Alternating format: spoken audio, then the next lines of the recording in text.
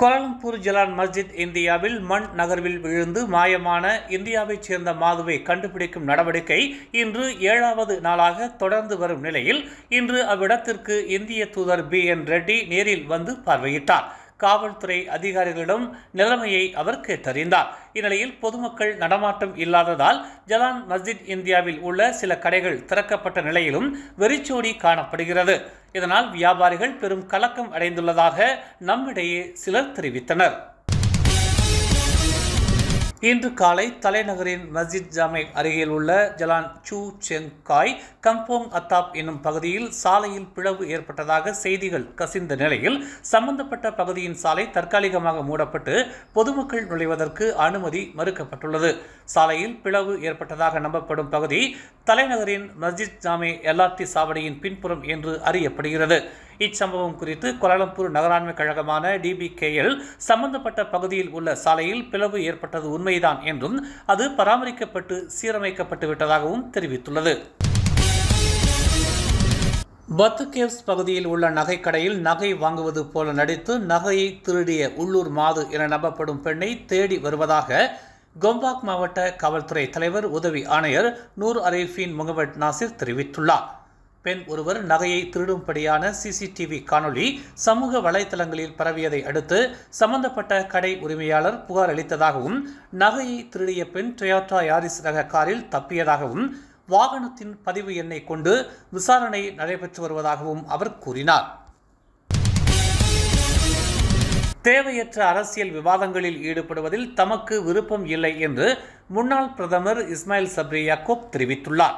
Mahathir விலகியதும் Mohideen பிரதமராகியது Mahathir செய்த அரசியல் விளையாட்டு என்றும் முகைதீனுக்கு பிறகு தான் பிரதமரானதும் கோவிட் பெருந்தொற்றிலிருந்து மக்களை மீட்பதை முதன்மையாக கொண்டு செயலாற்றியதாகவும் இஸ்மாயில் சப்ரி யாக்கூப் தெரிவித்துள்ளார்.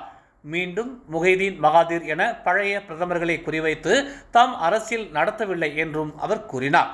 மகாதீருக்கு அவர் பிரதமராக நீடிப்பதில் ஆர்வம் மிகுந்திருந்த அதே வேளையில் குறிப்பிட்ட ஒருவர் பிரதமராக வந்துவிடக்கூடாது என்பதில் கண்ணும் கருத்துமாக செயலாற்றியதாக தாம் நம்புவதாக இஸ்மாயில் சப்ரி யாக்கூப் தெரிவித்தார்.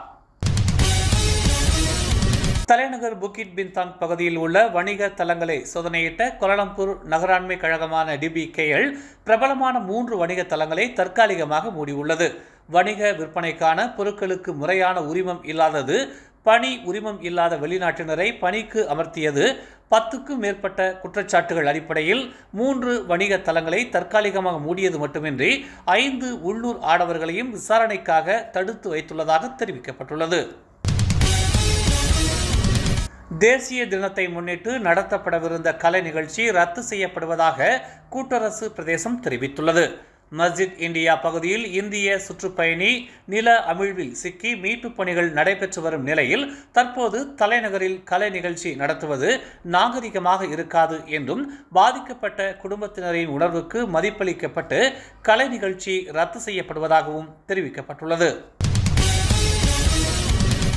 நீலாயில் ஒரு சூறாவு பகுதியில் ஆண் குழந்தை ஒன்று கைவிடப்பட்ட நிலையில் கண்டுபிடிக்கப்பட்டுள்ளதாக காவல்துறை தெரிவித்துள்ளது. நேற்று இரவு 8 மணி அளவில் சிசுவை பொதுமக்களில் ஒருவர் கண்டெடுத்ததாக மாவட்ட காவல்துறை தலைவர் சூப்பரண்டன்ட் அப்துல் மாலிக் ஹசீன் தெரிவித்துள்ளார். முதற்கட்ட விசாரணைகளின் அடிப்படையில் சந்தேக நபர் ஒருவர் மக்ரிப் தொழுகையின் போது குழந்தையை அங்கேயே விட்டுவிட்டு வாகனத்தில் சென்றுவிட்டார் என்று அவர் ஒரு அறிக்கையில் தெரிவித்தார். குழந்தை கைவிடப்பட்டதற்கான தண்டனை சட்டம் பிரிவு 317 கீழ் வழக்கு விசாரிக்கப்பட்டு வருவதாக அப்துல் மாலிக் கூறினார். கோலாலம்பூரில் மேற்கொள்ளப்பட்ட ஒரு சோதனையில் பாலியல் கடத்தலுக்கு ஆளானதாக நம்பப்படும் 6 வெளிநாட்டு பெண்களை குடிநுழைவுத்துறை மீட்டுள்ளது என்று அதன் தலைமை இயக்குநர் ருஸ்லின் ஜூசோ தெரிவித்துள்ளார். 3 மாடிகளை கொண்ட கடை வீதியில் நடத்தப்பட்ட சோதனையில் பெண்களை பாலியல் சேவைகளை வழங்க கட்டாயப்படுத்தியதாக நம்பப்படும் கும்பல் கண்டுபிடிக்கப்பட்டதாக அவர் ஒரு அறிக்கையில் தெரிவித்துள்ளார்.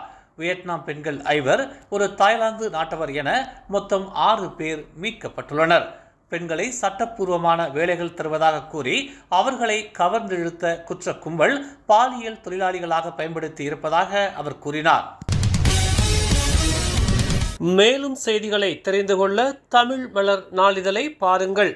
எங்களோடு இணைந்திருக்க மலர் டிவியை பதிவு செய்து கொள்ளுங்கள். உறவுகள் பகிர்ந்திட விருப்பம் மற்றும் பகிர்வு சேவையை சொடுக்கிடுங்கள்.